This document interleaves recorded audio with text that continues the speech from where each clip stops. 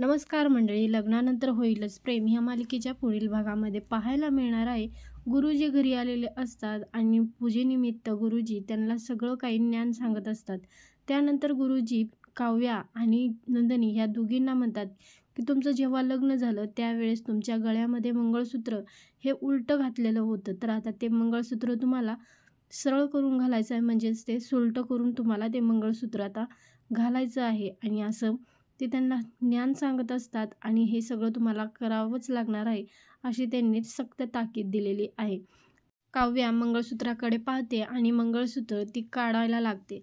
त्याचबरोबर नंदिनीसुद्धा मंगळसूत्राकडे पाहते आणि मंगळसूत्र काढायला लागतात.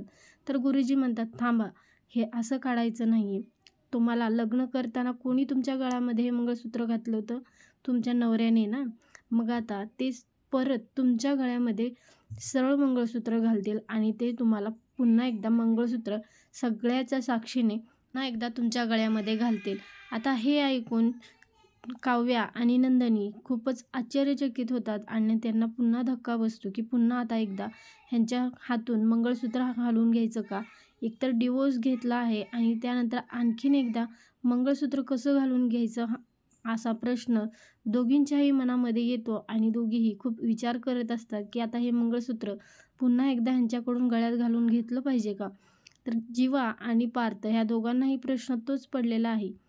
पार्थ मनामध्येच म्हणत असतो, पुन्हा एकदा हेच करायचं का? जर ह्यांना नातंच निभवायचं नाही तर पुन्हा एकदा मंगळसूत्र घालून काय फायदा आहे? तर एपिसोड कसा वाटत आहे ते कमेंटमध्ये नक्की सांगा. पाहिल्याबद्दल धन्यवाद.